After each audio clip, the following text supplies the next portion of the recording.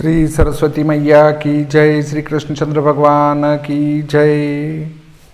आज हम चर्चा करने वाले हैं शयन के ऊपर। शयन सोना, अर्थात किधर सिर करके सोना चाहिए, किधर कब सोना चाहिए, कब उठना चाहिए, कितनी देर सोना चाहिए, इस पर हम आज विस्तार से चर्चा करेंगे। कई बार नया मकान बनता है तो व्यक्ति पूछता है कि पंडित जी मुझे किधर सिर रखना चाहिए, तो उस पर हम आज चर्चा करेंगे। देखिए, वीडियो चल रहा है और ये वाला निशान होता है, पसंद करना कहते हैं इसको।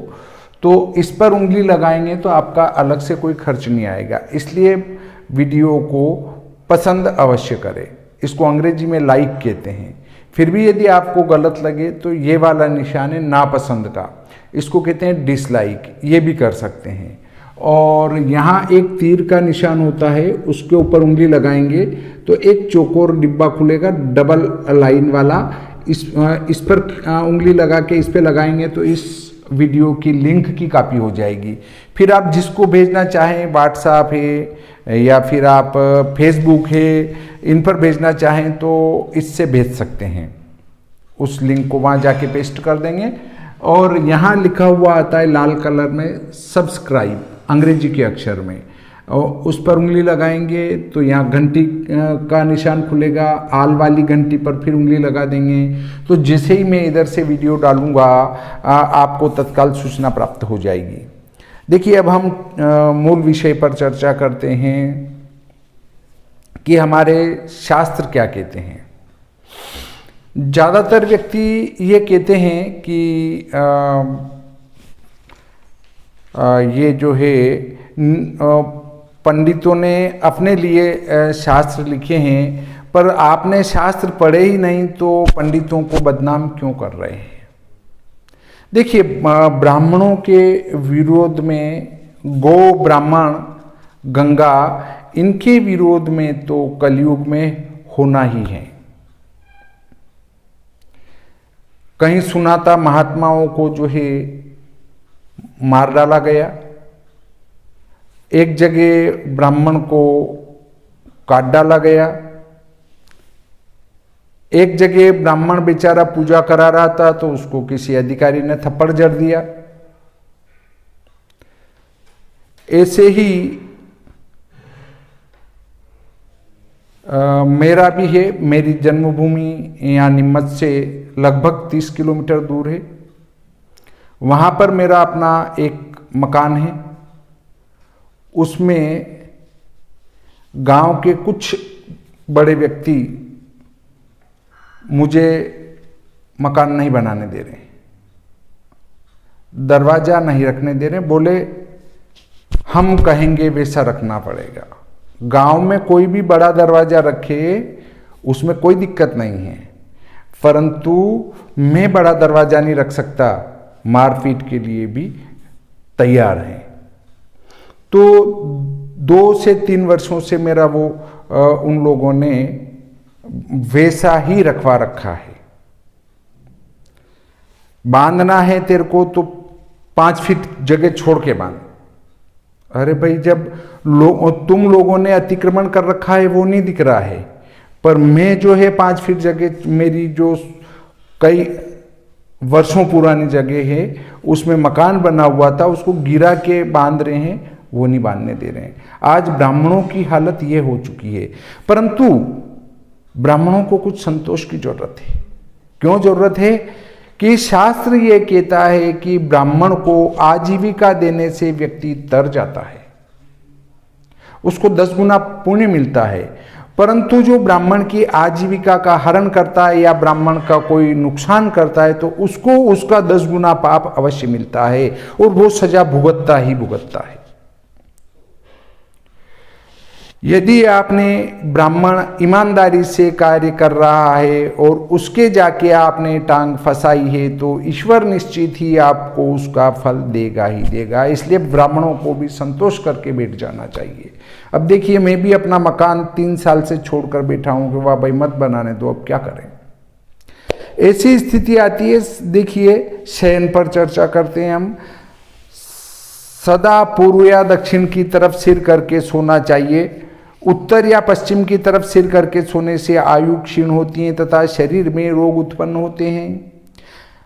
देखिए किसने कहा है ये, प्राचाम दिशि शिरस्तम याम्या या मथ वा नृप सदैव स्वतः पुंसो विपरीतम तु रोगदम। विष्णु पुराण में कहा गया है ये। ऐसे ही आता है सदैव वर्ज शयन मुद क्षीरास तथा प्रतिचम रजनी चरेश। वामन पुराण में कहा है नोतरा परा वा क्षीराह। विष्णु स्मृति में कहा है नोत्राभिमुखः सुप्यात पश्चिमाभिमुखो न च। लघु व्यास संहिता में कहा है उत्तरे पश्चिमे चैव न स्वपेद्धि कदाचन स्वप्नादायु क्षयं याति ब्रह्मः पुरुषो भवेत न कुर्वीत ततः स्वप्नम शस्तम च पूर्व दक्षिणम। पद्म पुराण के सृष्टि खंड में कहा है उदक्षिरा न स्वपेत तथा प्रत्यक्षिरा न च प्राक्षिरास्तु स्वपेद विद्वान अथवा दक्षिणा शिराः। महाभारत अनुशासन पर्व में ये कहा है। अब देखिए नियम 2 आता है, वो क्या आता है, पूर्व की तरफ सिर करके सोने से विद्या प्राप्त होती है, दक्षिण की तरफ सिर करके सोने से धन तथा आयु की वृद्धि होती है, पश्चिम की तरफ सिर करके सोने से प्रबल चिंता होती है, उत्तर की तरफ सिर करके सोने से हानि तथा मृत्यु होती है, अर्थात आयु क्षीण होती है। देखिए किसने कहा है ये, प्राक्षिर शयने विद्या धनमायुश्च दक्षिणे पश्चिमे प्रबला चिंता हानि मृत्यु रथोत्तरे। भगवंत भास्कर में कहा है और आचार मयूख में भी कहा है अधोमुख होकर नग्न होकर दूसरे की शैया पर टूटी हुई खाट पर तथा जन शून्य घर में नहीं सोना चाहिए। अधोमुख होकर सोने का अर्थ है कि उल्टा नहीं सोना चाहिए, पेट के बल नहीं सोना चाहिए। तो देखिए ये किसने कहा है अवांगमुखो न नग्नो वा न च भिन्नासने क्वचित न भग्नायान्तु खट्वायाम शून्यागारे तथैव च। लघु व्यास संहिता में कहा गया है ये। अब चौथा नियम कहता है जो विशाल बड़ी न हो, टूटी हुई हो, ऊंची नीची हो, मैली हो अथवा जिसमें जीव हो या जिस पर कुछ बिछा हुआ न हो उस शैया पर नहीं सोना चाहिए। देखिए किसने कहा है ये नाभिशालाम न वे भग्नाम ना समाम मलिनम न च जंतुमयीम शय्यामधि तिष्ठेदनास्त्रताम। विष्णु पुराण में कहा है नानास्तीर्णमनुपहित मविशाल मसमम व शयनम प्रपद्येत। चरक संहिता में कहा है। 5वां सूत्र कहता है टूटी खाट पर नहीं सोना चाहिए। पलंग अगर टूटा हुआ हो तो उस पर नहीं सोना चाहिए। न भग्ने नावशीर्णे च शयने प्रस्वपित च। महाभारत में कहा है अनुशासन पर्व में। न भिन्ने विष्णु स्मृति में कहा है न शीर्णायाम तु खट्वायाम शून्यागारे न चेव ही। कूर्म पुराण में कहा गया है। अब छठा नियम आता है बांस या पलाश की लकड़ी पर कभी नहीं सोना चाहिए। नानुवंचम न पालाशे शयनम वा कदाचन। ये कूर्म पुराण में कहा गया है। 7वां नियम आता है सिर को नीचा करके लटका कर नहीं सोना चाहिए, अर्थात सिर लटका कर भी नहीं सोना चाहिए। नाराक्षीरा शयित सुश्रुत संहिता के चिकित्सा पर्व में कहा गया है ये। 8वां नियम कहता है झूठे मुंह नहीं सोना बैठना चाहिए, मतलब झूठे मुंह न तो बैठना चाहिए और नहीं सोना चाहिए। तो देखिए न चोच्छिष्टोपि संविशेत महाभारत अनुशासन पर्व में कहा गया है। परंतु देखिए आजकल तो क्या नियम बदल चुके हैं। भोजन के नियम में भी आता है कि झूठा नहीं खाना चाहिए और झूठा नहीं खिलाना चाहिए। परंतु आजकल क्या होता है कि जैसे दीपावली का पर्व है या होली का पर्व है, उसमें कुछ भोजन सामग्री या खाने की सामग्री जो है वो रख दी है। अब 2 जने आए मिलने, वो उसमें से लेके थोड़ा खा लेंगे। अब उनने मुंह भी नहीं धोया, बस पानी पी लिया और चल दिए, फिर अगले घर चले गए।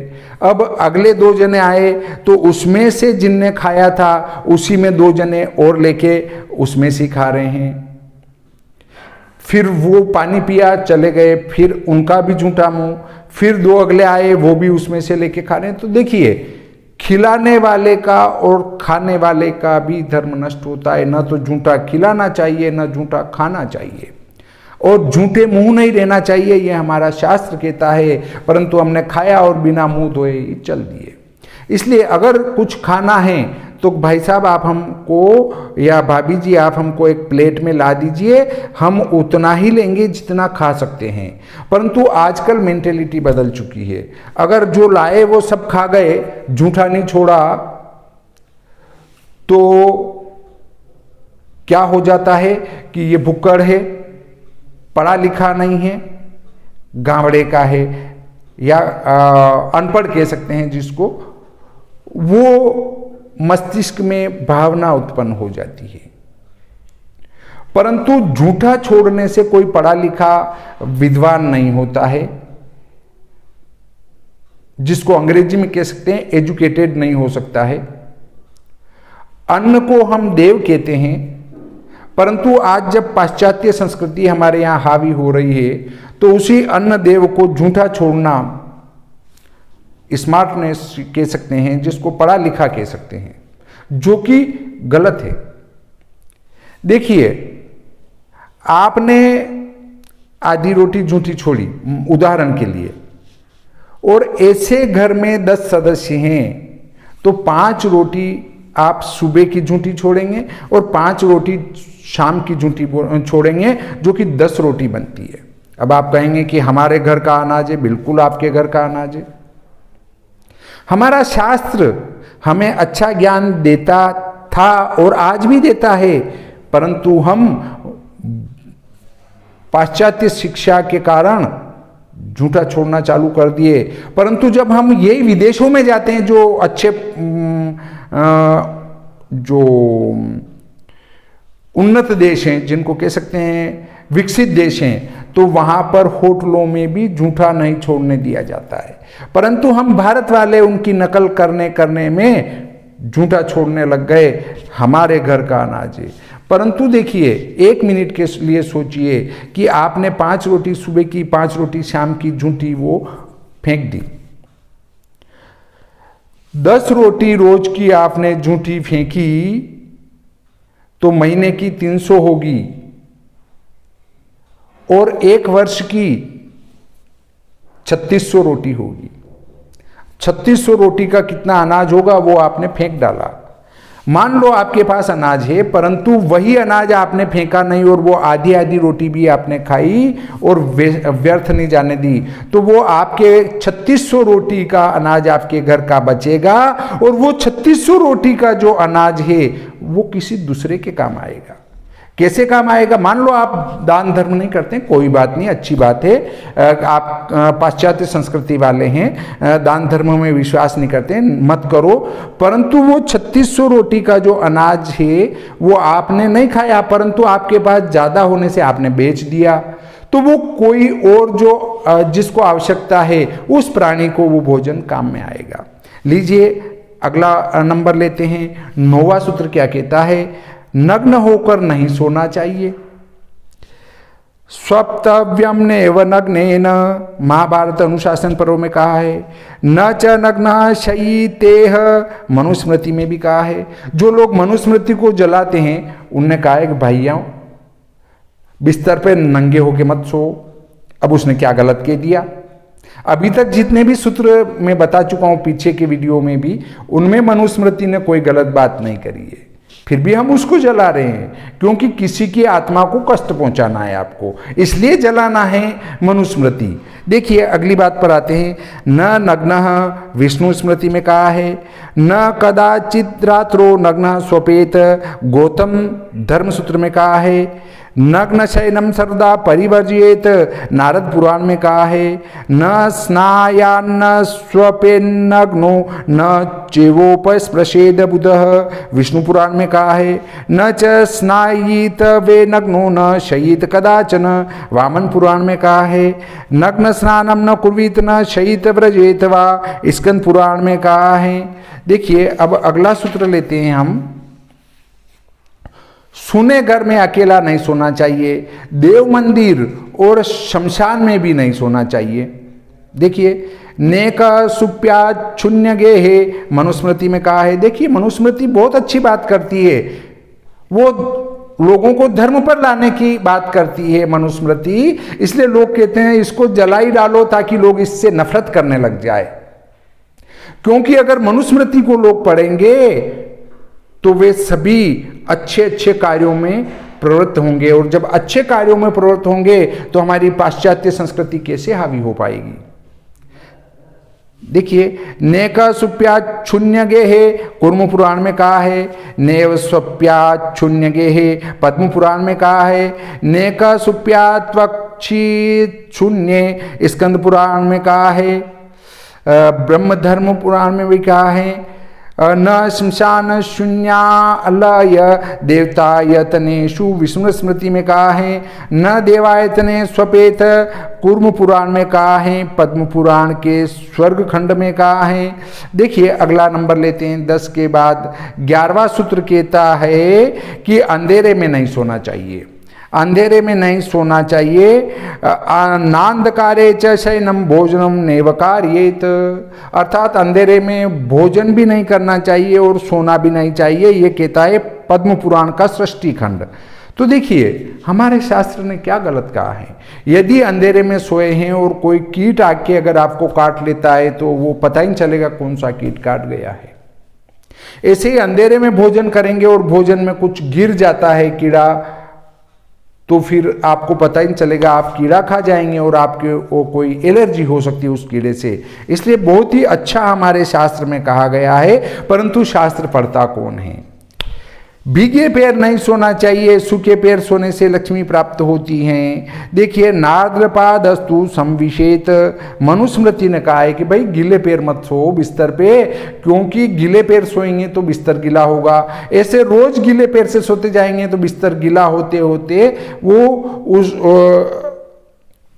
सर्दी पकड़ लेगा, अर्थात और उसमें जो है विभिन्न प्रकार के कीटाणु गीला रहने से उत्पन्न हो जाएंगे और फिर वो आप उस पर सोए रहेंगे तो आपको ही प्रभावित करेंगे।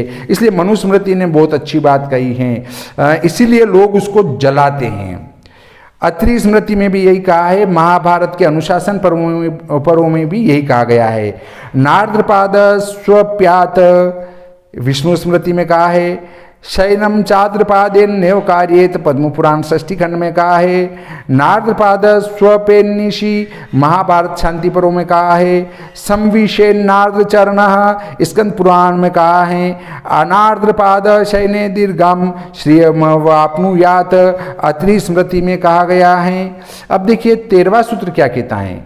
निंद्रा के समय मुख से तांबुल, ललाट से तिलक और सिर से पुष्प का त्याग कर देना चाहिए।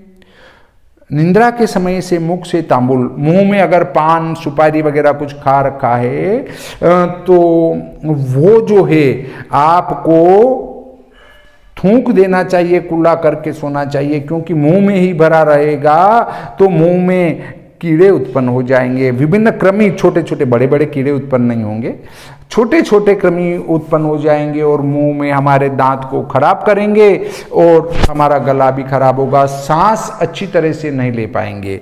परंतु वर्तमान में तो क्या है कि वो गुटखे खाना और फिर ऐसे मुंह हिलाते रहना और फिर मोटरसाइकिल चला रहे हैं या गाड़ी मोटरसाइकिल चला रहे हैं तो जोर से थूकना ताकि पीछे वाले के ऊपर अच्छे छींटे लग जाए, और 4 व्हीलर है तो अचानक से फाटक खोलना और पूरा नीचे डाल देना, चाहे पीछे से मोटरसाइकिल वाला आ रहा है अच्छी गति से, बेचारा वो उस फाटक के टकरा जाए या वो छींटे लग जाए, कोई दिक्कत नहीं, उसको कहते हैं पढ़े लिखे।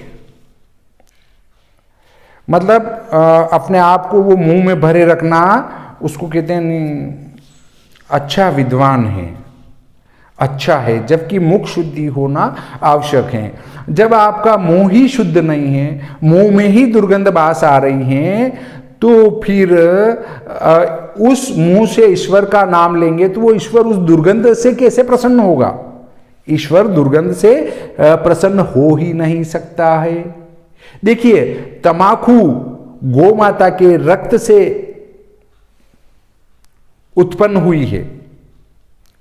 वो आप मेरे माघ मास महात्म्य की कथा श्रवण करेंगे तो उसमें तमाकू उत्पन्न होने वाला प्रकरण बताया गया है। तमाकू गौ माता के रक्त से उत्पन्न हुई है, इसलिए जो तमाकू खाता है वो तो मोक्ष को जा ही नहीं सकता है, क्योंकि गौ माता का रक्त वो मुंह में जा रहा है उसके तमाकू रूपी, और ऐसे ही जो बीड़ी पीता है उसमें भी तमाकू रहती है। ये दो तो मोक्ष को जा ही नहीं सकते हैं। और जब ऐसे तमाकू खाने वाले पूजा पाठ करने बैठते हैं या भगवान का जप करते हैं तो भगवान कैसे प्रसन्न होगा जिसके मुंह में गौ माता का रक्त गया हो? फिर आप चाहते हैं कि अरे भगवान प्रसन्न हो जाए, कैसे प्रसन्न होंगे? मेरी नहीं सुन रहा है, नहीं सुनेंगे, क्योंकि आप वैसा खा रहे हैं और फिर दुर्गंध वाले मुंह से पूजा पाठ कर रहे हैं। इसी प्रकार यहां पर जो हमारा तीसरा नेत्र है, यहां शिव जी का नेत्र बता के ये बताया गया है कि हमारा तीसरा नेत्र यहां है, और जब यहां तिलक लगा के सोएंगे तो वो तीसरा नेत्र बंद नहीं होगा, और जब तीसरा नेत्र बंद नहीं होगा तो आपको आराम की नींद नहीं आएगी। इसलिए तिलक साफ करके सोना चाहिए और पुष्प भी उतार देना चाहिए, क्योंकि फूलों की सुगंध से हमारा मन विचलित होता रहेगा। तो देखिए, निंद्रा काले तांबूलम मुखात बालात तिलकम शीर्ष पुष्पम च त्यजेत, धर्म सिंधु में कहा गया है ये। निंद्रा समय मासाद्य तांबूलम वदनात् त्यजेत, पर्यंकात् प्रमादाम बालात् पुंड्रम पुष्पाणि मस्तकात्। भगवंत भास्कर के और आचार मयूख में ये बात कही गई है। अब 14वां सूत्र आता है, रात्रि में पगड़ी बांध कर नहीं सोना चाहिए। रात्रि में पगड़ी बांध के नहीं सोना चाहिए, क्योंकि वो सिर पर टाइट बंदी रहती है, और बंदी रहने से क्या है, सिर झगड़ा होता है। रात्रि में सिर फ्री होगा तो नींद अच्छी आएगी। उसके लिए देखिए क्या कहा गया है, अवगुंठ्य शिरो रात्रो न शहीद कदाचन, विष्णु धर्मोत्तर में कहा गया है ये। अब लेते हैं 15वां सूत्र। 15वां सूत्र क्या कहता है, देखिए, दिन में कभी नहीं सोना चाहिए, रात के पहले और पिछले भाग में भी नींद नहीं लेना चाहिए। एक तो रात का पहला भाग और रात का अंतिम भाग, इनमें भी नींद नहीं निकालना चाहिए। बीच के जो 2 भाग है उनमें नींद निकालना चाहिए।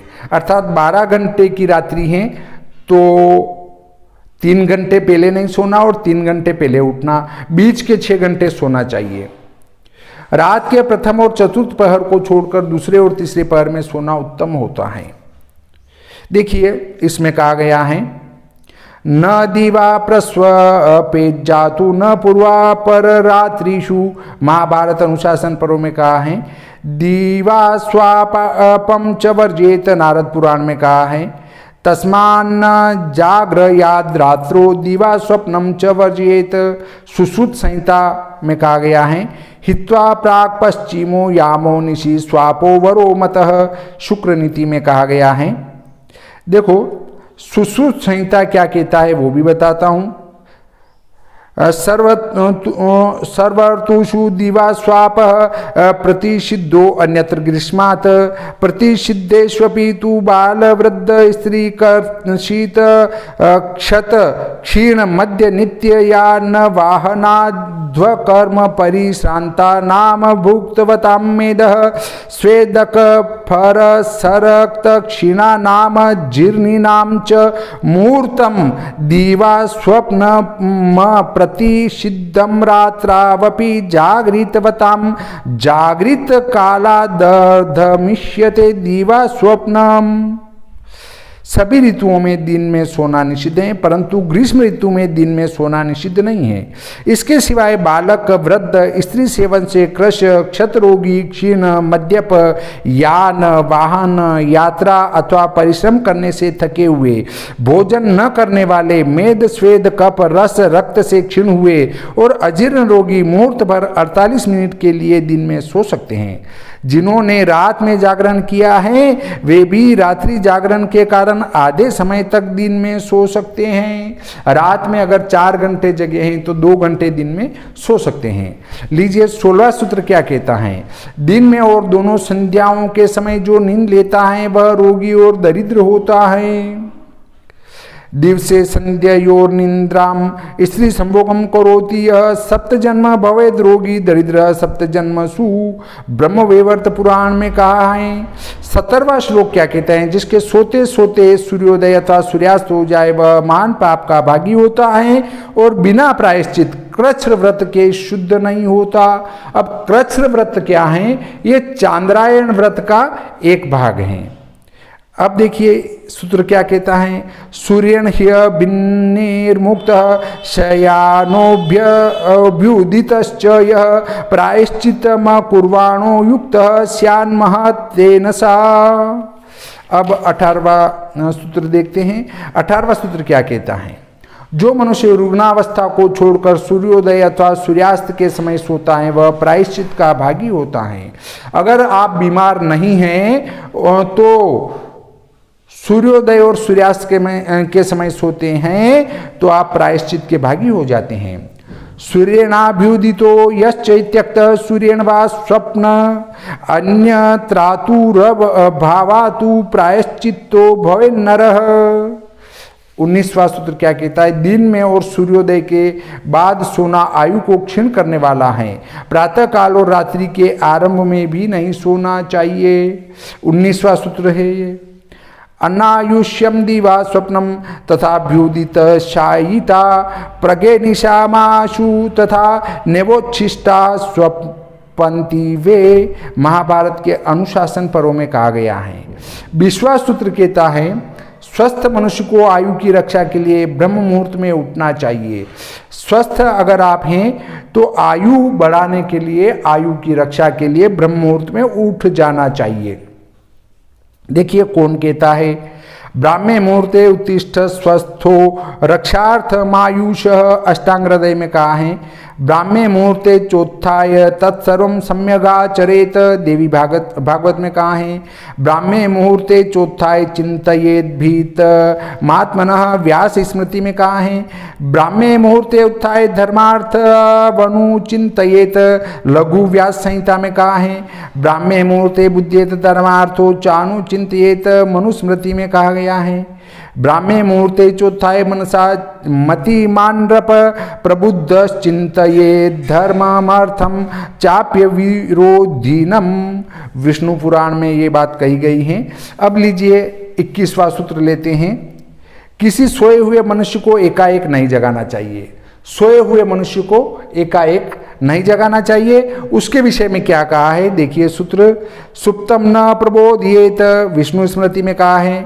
न शयानम प्रबोधियेत। याज्ञवल्क्य की स्मृति, स्कंद पुराण, ब्रह्म पुराण, गरुड़ पुराण में कहा गया है। सुप्तम न बोधियेत कुर्म पुराण, पद्म पुराण में कहा गया है। नारद पुराण में भी कहा गया है। अब 22वां सूत्र कहता है विद्यार्थी, नौकर, पथिक मतलब रास्ते चलने वाला, भूख से पीड़ित, भयभीत, भंडारी अर्थात संग्रह करने वाले और द्वारपाल ये सोए हुए हों तो इन्हें आवश्यकता अनुसार जगा देना चाहिए। इनको तो आप जगा सकते हैं। विद्यार्थी सेवक पांत क्षुधार्तो उभय कात्र भंडारी प्रतिहारी च सप्त सुप्तान प्रबोधियेत। चाणक्य नीति में ये बात कही गई है।